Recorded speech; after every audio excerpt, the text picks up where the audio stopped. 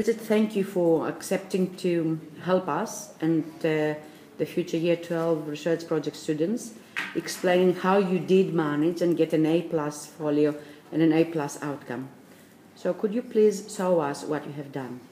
Okay, well, first of all, there's a proposal, which was a 2013 requirement, but this is just you follow a scaffold and it's quite easy, and that's the same with the teacher discussion, which is 2 pages. Okay, I did journal entries, which show like a progression of my topic, and I put in the entries from like key points during my project, and then at the bottom I annotated it to show like why it was important, and I talked about the capabilities that related to it.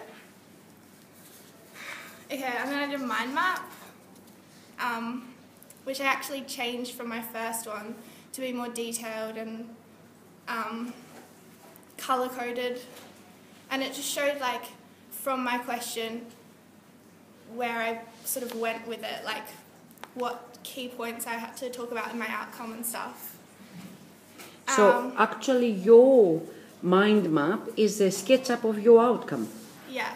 Okay, that's what they have to understand, yes.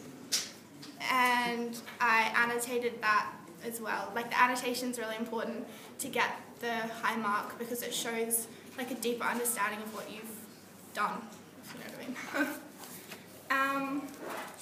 Originally I had done a survey, which is pretty much required because you have to do primary research. And this was just, I think it was like 10 questions to only a small sample of people, but it still shows like primary research and a different sort of level of research. And I made it into graphs, which is important to show process data, and I also annotated it to show like how the questions and the answers related to my end project. If I can make a comment here, the column to your right hand are the raw data, as you say on top, and then the charts show how you have processed the raw data to graphs. Yeah. And in the middle is the annotation. Annotations. And the relationships between the questions. Yeah. This is a great way to present it, yes? Yeah. So the moderator in one page can see all the process of the work. Well done. Okay. Originally, before I like redid my folio, I hadn't had an interview, but the interview is like really important so that you have further primary research, because the survey really isn't enough. So I interviewed a dietitian, which is like someone who has skills in the topic of area that I was doing, and I also interviewed a student who was a prefect, and it just sort of validated my argument more through. And on the side you have again annotations, yeah. Annotations.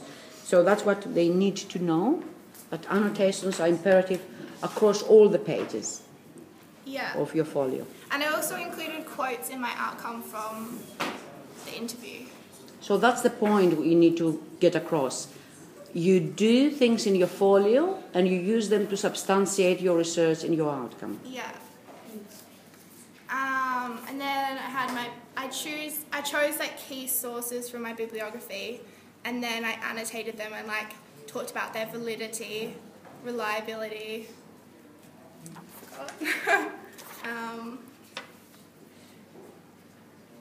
and like what they provided to my outcome. So some of them were like statistics or facts, or they showed bias or non-bias, things like that.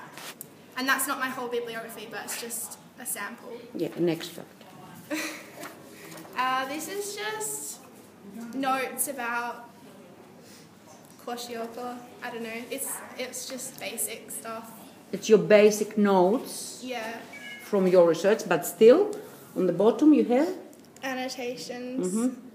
And also I think in all of my annotations I talked about my, what's it called?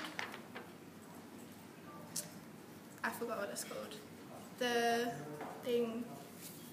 The importance to your outcome, or what you got out of this? Capability. Oh, the capability. Yes, yes, you're right.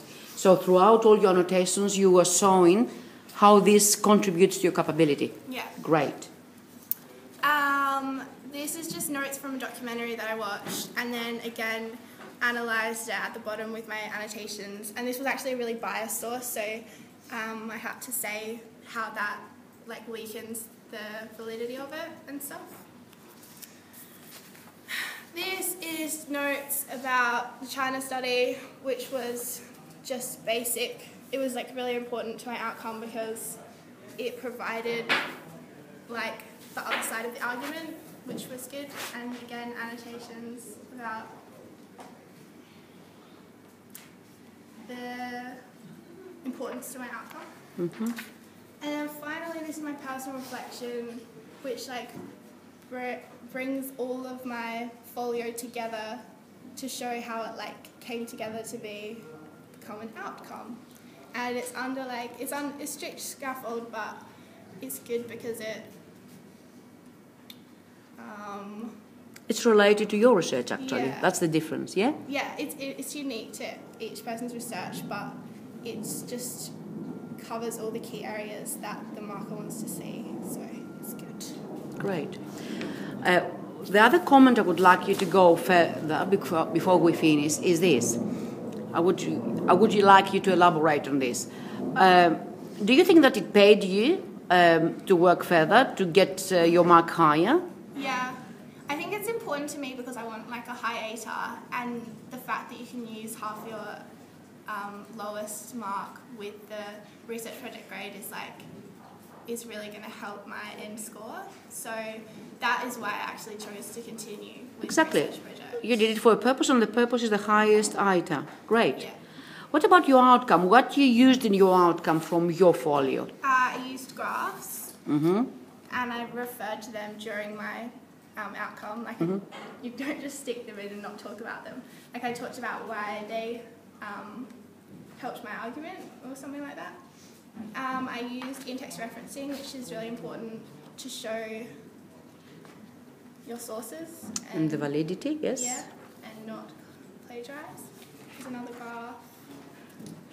And I also used diagrams and different pictures from the internet. And you're constantly referring to this. So you didn't put them as the sake of the argument, you put them for a purpose. Yeah.